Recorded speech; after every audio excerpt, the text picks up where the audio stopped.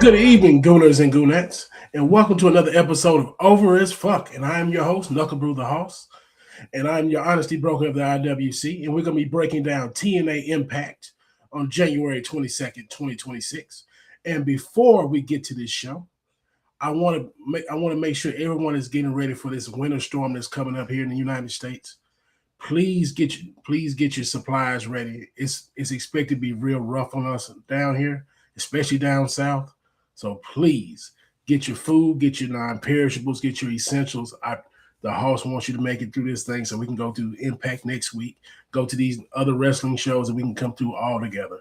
So please prepare, bunk, hunker down, bunker down, whatever you got to do. Get ready. You be safe, and the house is with you. Please take care. So let's get to this show. All right. Last week, the host came on here. And he came after TNA pretty rough because this is the first time I watched TNA. So I wanted to come in. I brought my best foot forward, and I wanted to be like, I'm going to give him a chance. And the thing about it was the production was really rough, and it kind of had me reticent to come back the next week to watch it. But the programming was good enough to bring me back. So we're gonna break it down. And I will say this: they did rebound. Today's show was pretty good. I'm bullish on a lot of this show today. And for wrestling shows, I've been bearish all year thus far in 2026. So let's I'm gonna I'm gonna just say the host really liked this show. TNA really brought it this week. So let's without further ado, let's go. Match one, we had Cedric Alexander going against Moose. And this match was pretty stiff, pretty hard hitting match. We had some counters because the size difference because Moose is a pretty big man. Cedric Alexander's not small either, but he's not as big as Moose. So we had a lot of counters, a lot of stiff chops, a lot of forearms, and they went outside to the crowd. Pretty interesting match. Cedric Alexander ended up winning the match with a counter flash pin to a power bomb. It was pretty good, pretty crafty move. Bullish on this match. I feel like it's gonna go somewhere, and it really did towards the end. So we'll get to that later. But both of the wrestlers, I'm bullish on Moose. Moose is great. I enjoy Moose's work. Man, pretty big guy. Guy has a nasty spear. Uses a headbutt, that big chrome dome his. The house is pretty bullish on Moose. Cedric Alexander is a really good wrestler. Looks a little chunky out there, and that's coming from a big man, as you see the house right now. But Cedric could probably need to lose a few pounds. He looks a little chunky, but pretty good wrestler out there. Bullish on him as well. All right, we're gonna go into the second segment here, and the second segment is we got our champion Mike Santana coming out, and he cuts a nice babyface promo. Like he comes out through the crowd, and everybody's embracing him. They high five, shaking up, the whole nine. And he comes out there and he cuts a very heart wrenching promo. He gives us a promo set. He says how he came back from injury, addiction, and depression. Trust me, anyone can get down with a champion like that. It won me over. As like I said, this is my second episode of TNA. I enjoyed this promo a lot. He puts on AJ Styles, say he wants to continue the TNA legacy that Styles brought here. He also spoke on belonging and truth, and we want authenticity out of our wrestlers. This felt very authentic. I enjoyed it a lot. I'm with Mike. He's gonna be probably one of my favorites in this company, so I'm gonna enjoy following his journey. Bullish, very bullish on Mike Santana. All right, next segment, we got Mustafa Ali. He gets interviewed backstage, and he's setting the stage for tonight's main event against Jeff Hardy. And I'm really just learning about Mustafa. I enjoy him. He does good work. Decent promo work, good in ring. The guy is pretty good. So Hoss, he's gonna learn more about these guys. Trust me, I'm just getting into TNA guys. I got a lot to learn about a lot of these people. And they'd be like, Hoss, he was in WWE. And I'm like, he was, but I did take a break from WWE, and I guess he was on when I took a break from WWE. So I am just learning about Mustafa Ali. So anybody who has anything who knows about him, send some matches my way, send a segment my way that I need to watch to just like okay to get really ingratiated with Mustafa Ali. But anyway, during this interview, he calls the Hardys sheep, and he says he's going to become their shepherd. Don't know where the hell that comes from. Good move. I liked it though. Don't know where the fuck it came from. I liked it. Really good. Really good. It really set the stage for our main event. We're gonna get to that in a second. All right, match 2. We had Indy Hartwell versus M by Elegance. And I'm going to tell you this. This match was nothing. It was absolutely nothing. If you want to take a piss break doing this, take a whatever, go get some popcorn, whatever, go feed your fish. Whatever you could have done whatever doing this match. This was a nothing burger. I'm going to tell you, the Hoss is very bearish on this from the jump. I do not care for the Elegance brand at all. People, they're boring. The Mr. Elegance, I have no reason to watch it. The Elegance women, they're mostly mid. They're cute enough, I guess, but wrestling wise, yuck. Indy Hartwell, we talked about that last week. She's okay in the ring. Pretty boring. I really don't want to hear her talk. So this whole match, Hartwell wins by holding on to the tights of M by Elegance to win. So I'm guessing they're both heelish. I'm going to take the Elegance brand as a heelish entity. I didn't know Indy Hartwell may be heelish if they're pulling tights. Don't know many baby faces that do that. But the Elegance brand, they feigned an argument at the end of this. And then Lee Young Lee comes out to help out Indy Hartwell. Lee Young Lee is a knockouts champion for anybody that doesn't know. She's the knockouts champ. She come to help Hartwell. Ash by Elegance ends the argument with M, DDTs Lee, and the Elegance brand stands tall. And that's the end of that segment. That segment sucked. The match sucked. Don't care for it. And for the first 2 weeks of TNA, the women's knockout division has really bored me.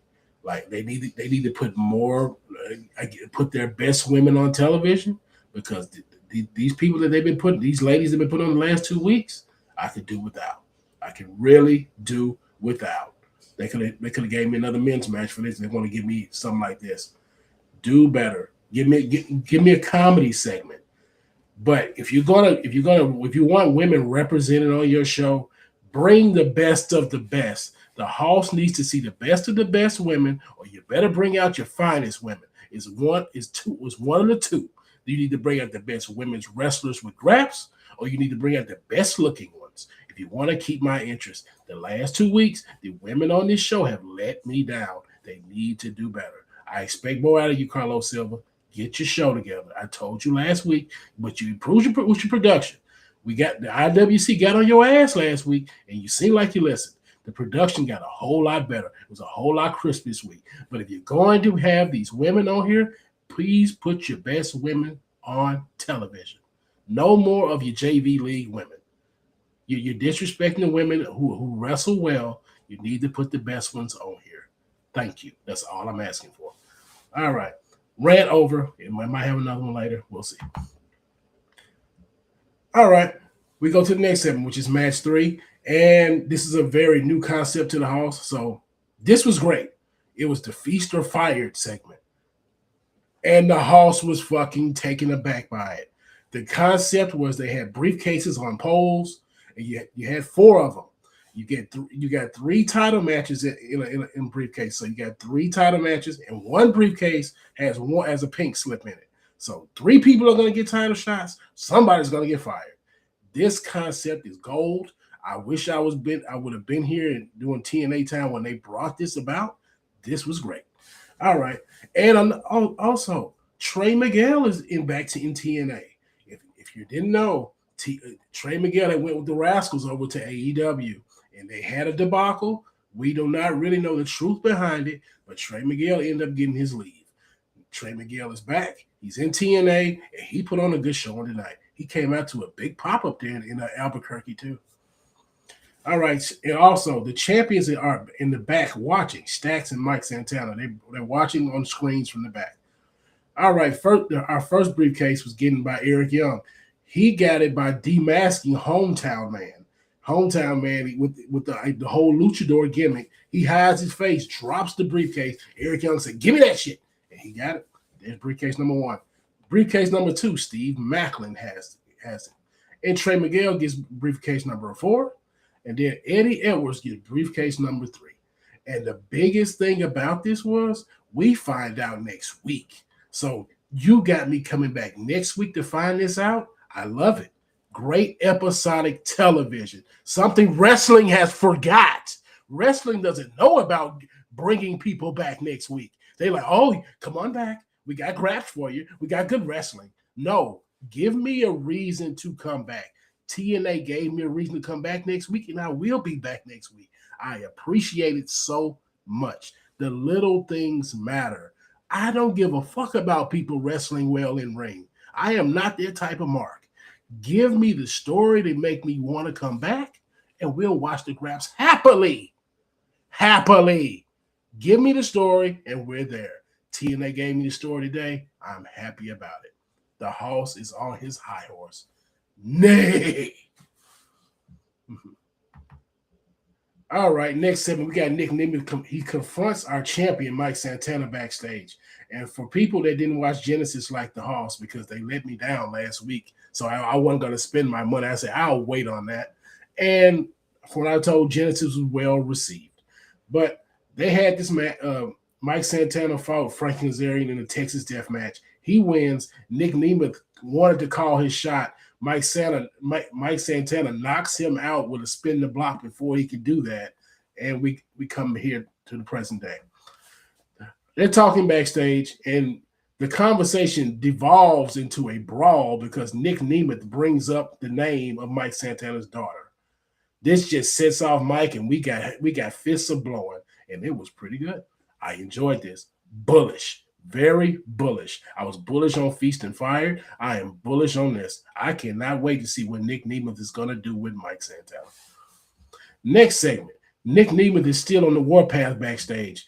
And he goes back there. He sees guys playing video games, and he just proceeds to bury them. He said, this is why the generation is so soft. Why are you not watching people wrestle? You up here playing video games. This ain't YouTube. What are you doing? Do better. And BDE takes offense to this disrespect. And Nick Nemeth says, well, what are you going to do about it? And BDE says, hey, me, you, next week. And Nick says, bring it. Again, extremely bullish. This show tonight had great pacing. Great pacing. And again, wrestling has been so dragging this year. Nothing but marathon matches. And you might have a bullshit segment here and there. No, this show right here, it just shows you how putting an effort to episodic television can do something for you. Shout out to Vince Russo and JCW as well. They've obviously been doing great work right there, showing you episodic television as well. And if you have not been watching that show, please tune in on YouTube. JCW, the Juggalos are doing great work. Back to TNA. But after that, like I said, I'm very bullish on Nick Nemeth and BDE next week. Nick Nemeth really set the tone in this show. He was only there for a little while, but he let his presence be known. All right.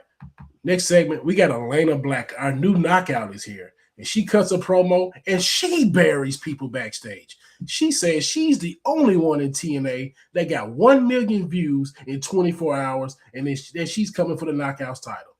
Now, this is the type of woman's work that the Hoss likes. She came up here, she talked shit, she looked good, and she stated the fact.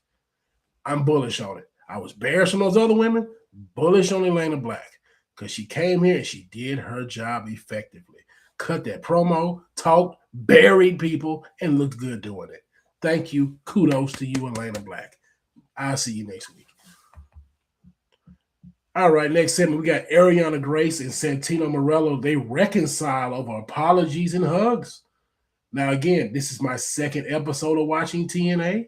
So this story goes back further than what I know. So I will go back and do some research on it. But from the things I did see, this story means a lot somewhere. So I'll be on the lookout for it. because Santino is a comedy relief authority figure, and Ariana Grace is with Stacks. So we will see where this goes. I'm bullish on it, even because I'm bullish because it's unknown to me. I have no clue what's going on. That's why Ariana, again, the eye popper. You got Ariana Grace up here looking good. Gives me a reason to watch it. Okay, I'm going to find out. We'll see you next week. Pretty good. Pretty good. All right. Match 4. Mustafa Ali and Jeff Hardy. This match was okay. I was expecting a lot more, but it had one big spot in there where Jeff Hardy did a twist of fate on the steel steps, and it came off botchy, but it ended up being effective.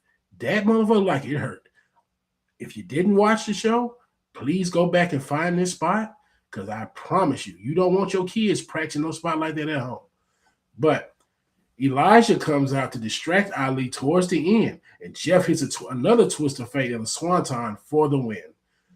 And the thing about, like I said, I guess I went in with higher expectations because this is Jeff Hardy match, but the pacing again was pretty good.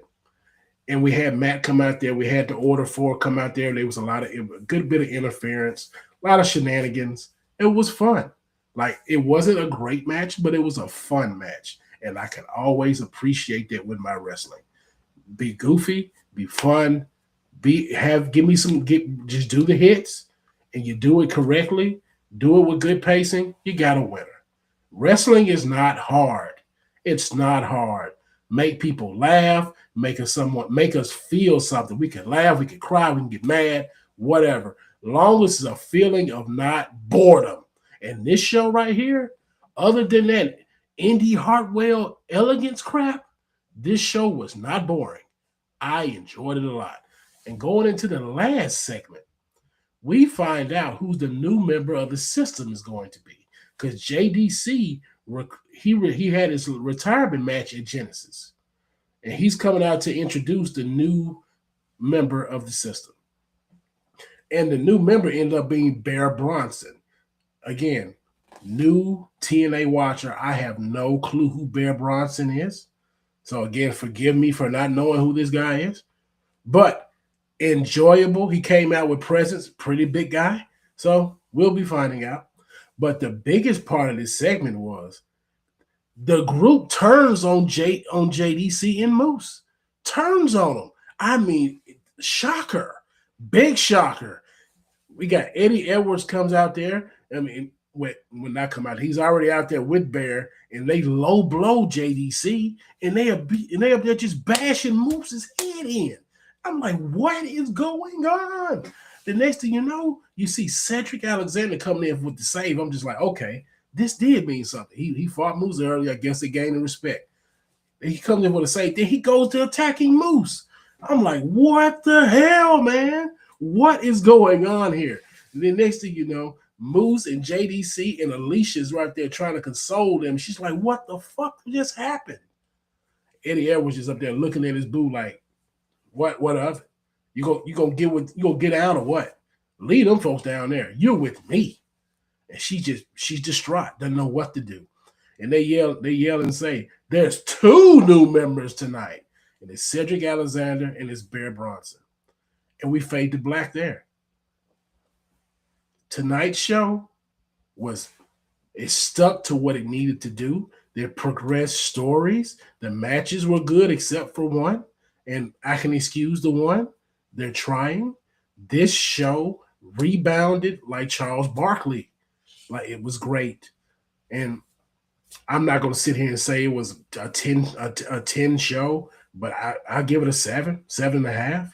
And I'll be back next week because they tried. They listened to the noise. They saw the ratings, and they did not rest on their laurels. And I can appreciate that because wrestling has lacked effort all year. And I know everybody be like, the Hoss. Well, it's only January. Well, it doesn't matter. We've had enough shows already to see if people are being lazy or if they're up there really doing what the fuck they need to do. This show shows you how wrestling can be done right. So shout out to Carlos Silva. Shout out to the showrunners, Tommy Dreamer and crew. Keep it coming. I don't want to be glazing too early because I just saw a good wrestling show for the first time in forever. Shout out to Elsa and Anna from Frozen. Man, when you see a good wrestling show and when you watch this stuff, it really makes you pop. And that's what you want. You just want to have a feeling that you did not waste 2, 3 hours of your time, which is very precious today, any day. You did not waste your time watching bullshit wrestling. Because when you waste your time watching bullshit wrestling, you are upset. You're upset. You may not give a fuck the next day, but before you go to bed that night, you're upset. You're like, man, I could have did something else at that time. Could have really done something. I could have made me some money. Could have been with your old lady, your old man, whatever, however you swing. You could have been doing something way more important than wasting your time with BS wrestling. So I can shout out to TNA for not wasting my fucking time. Thank you so much. And that's it for me tonight. Well, can't say that just yet. You forget. The hoss is never going to leave you without something to goon to at night. So we're going to the Gooners Lounge, ladies and gentlemen. Gooners and Goonettes. And for the end of the night, we're going to leave you with Elena Black, number 1. I told you she came out there talking that shit and she was looking good. We got Ariana Grace up there consoling with her daddy. And number 3, we got Tasha Steelz from the Order 4. When you sit up there and see her in that maroon and them tights, you're going to understand why the host told you to go look at Tasha Steelz. So for the Gooners Lounge, number 1, Elena Black. Number 2, Ariana Grace. And number 3, Tasha Steelz. And that's it for me tonight, ladies and gentlemen. If you didn't see the show, please go and watch it. TNA Impact did not waste your time. And I just want to leave you with this. Even if you are down on your luck, that does not mean that you cannot be over as fuck. Thank you, ladies and gentlemen. See you next time.